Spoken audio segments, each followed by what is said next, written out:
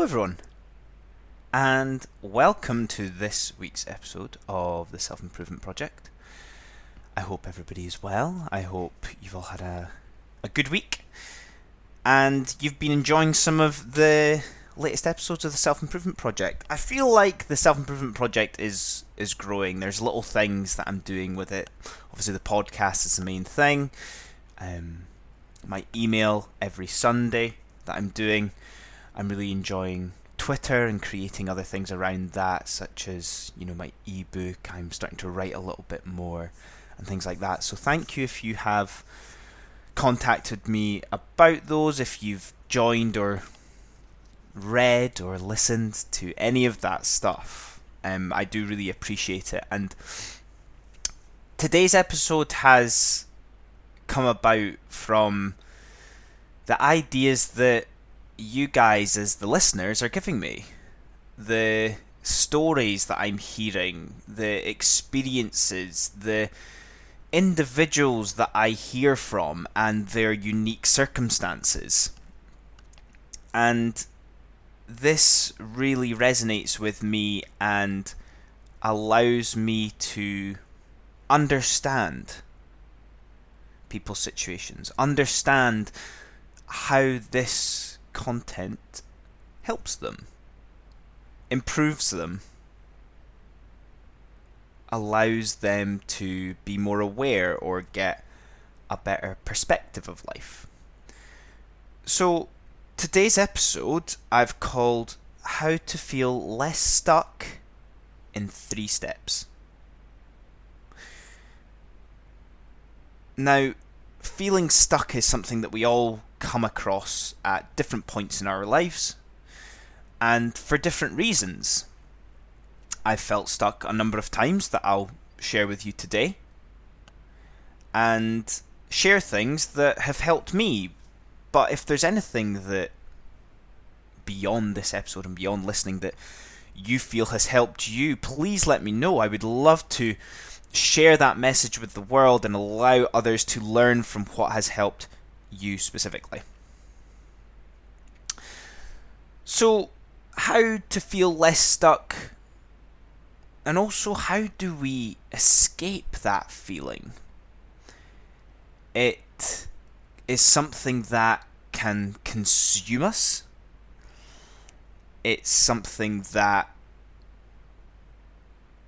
can just lie on our subconscious for so long, and like I said, it can be all consuming for our lives. So how do we escape this? How do we get beyond that feeling? And let's start by breaking it down into different areas. These different areas might be relevant for you right now. They might be a good opportunity to reflect on the past. So these different areas will be these steps that we can take to feeling less stuck and get us on that journey towards being more content, being happy with what we've got, and appreciating that for what we have. Now, the first part I wanted to focus on because I feel like it can be quite prevalent in our lives. And the first part is about the financial feeling of being stuck. I feel like this is important because of consumerism and that culture that we live in, as well as capitalism is a massive part of society and lifestyle nowadays. So these elements contribute towards this financial feeling of being stuck. And it also contributes to our lives because of these things. Our lives depend a lot on money. I remember for a few years feeling stuck with this area. It's when I was in my mid-20s, I'd graduated, I had my first full-time job, and you're trying to build this life because you've now reached a stage where you're making money that you need to spend it to validate and gratify your feeling for how hard you've worked to get there. And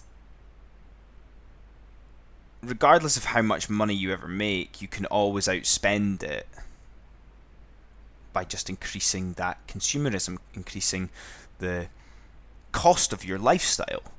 And I feel experience is the only way that we educate ourselves around this. And when you get to that stage of feeling stuck with this area, it is quite difficult to feel like you can escape from it. It creates a bit of a hopelessness feeling, and that repetitive treadmill picture of it's just continual. There's no end. And what I feel would have helped here, as well as that education side of things, is long-term thinking.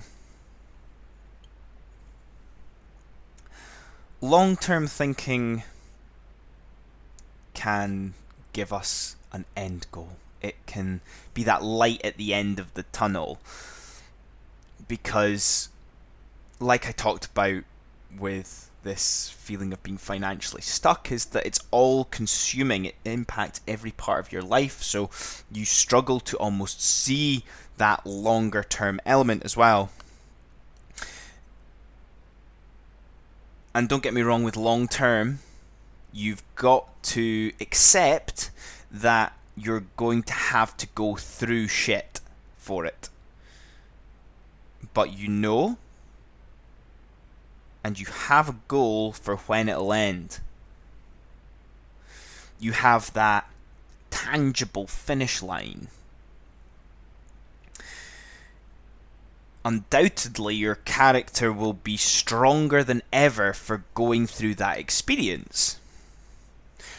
You'll be grateful for what you have beyond that experience. You won't take things for granted, these common cliches.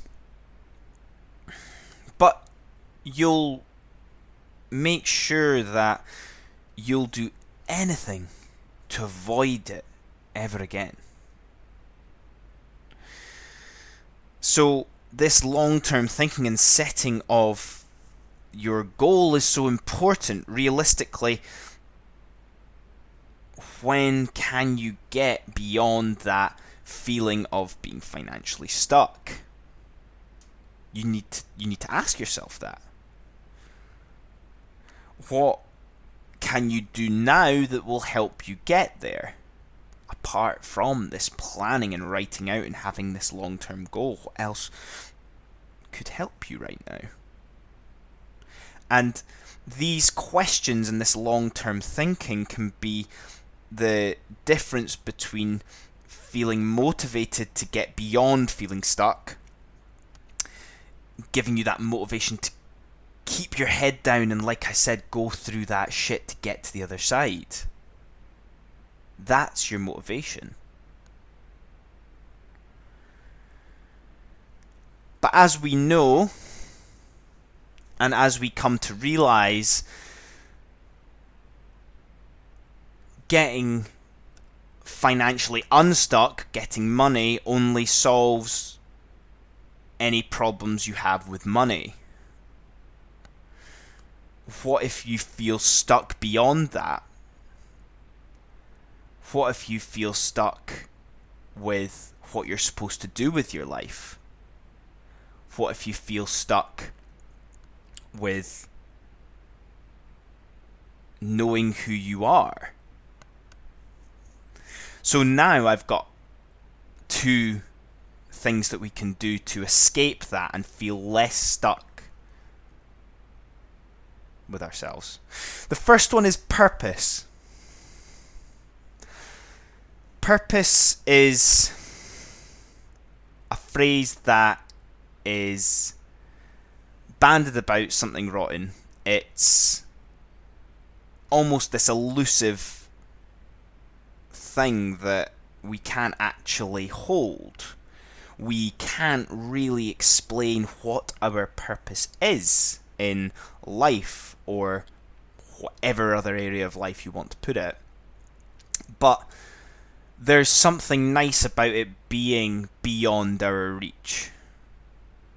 We're constantly serving it, knowing that there is nothing that we will gain extrinsically for it. There is no reward that we can present to others about how much we're serving our purpose. For me, purpose has to come through work. It has to come through what we want to do and serve every single day. Yes, this podcast and self-improvement project for me is definitely serving my purpose. But it's not my job. My purpose is in education. My purpose is helping others. It's helping others feel good about themselves. So no matter what my job title is, that's my purpose. Purpose comes from belonging. You'll be listening to this and know that there's been times where, from a social point of view, you've been part of a group and you don't belong. What are the groups that you have felt like you belong? Is it your family? Is it your friends? Is it, again, maybe within your career and at work? Where do you belong? What is it day in, day out that you need to do and potentially even get paid for to develop your purpose? Serving others within that purpose. For me in education, I'm serving you. I'm serving the individuals that within my work I want to improve. Whether that's other staff, whether that's customers, whether those are people that have a desire for something and it's up to me to help them with that. Purpose has to be intrinsic. It has to come from within. It has to come from your heart. It doesn't come from your parents. It doesn't come from school. It doesn't come from education. It comes from you. It doesn't come from a salary number. It has to come from your heart. What is it that you could do forever without money and get a deep sense of satisfaction and gratification out of doing that for no return? The beautiful thing, and something that I've obviously discovered over the last couple of years, is that we now live in a world where you can get rewarded for creating things without permission. For me, my purpose goes into this because I hear from people like you telling me that it has made you think. It has made you think about how you need to or want to improve your life, to change your life, to make you feel better about yourself. Purpose should give you flow. Purpose should give you flow so that you don't think about time, you don't think about anything else apart from what you're working on right there and then. Because it encapsulates you. Because it's coming from within you, it means that you're putting everything into it without any regard for what anybody else thinks. That is your purpose, your sole purpose alone in this journey to have an impact on the world. Can you see why this might make you feel less stuck? with who you want to be and with what you want to do with your life. And the last one today, out of these 3 areas to make you feel less stuck, is I've classed it as self-love and identity. Who are you? What makes you feel alive? Write down 3 things that you love about yourself without taking anyone else into account. The best way to do this, and the most candid way, is how would people describe you at your funeral? That's a good way to wake yourself up and think, wow, did I love myself enough? Did I love who I was? Did I put my best self out there to the world and let them see who I truly was, my true identity?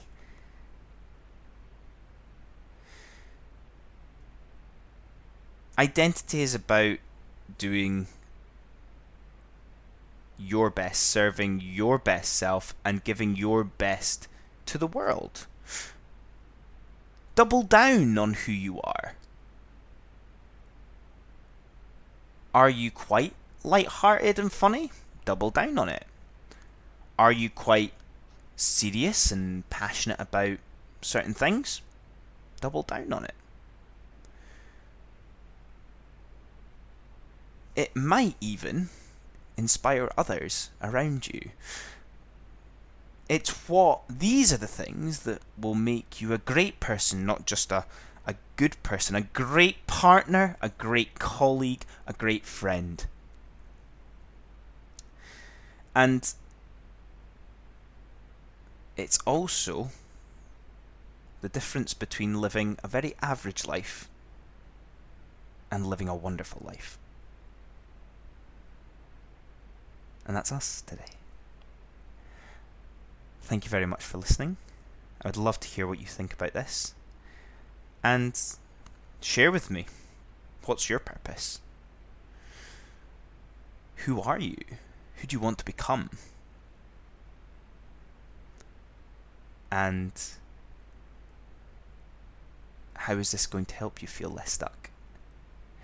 So thank you very much for watching, listening,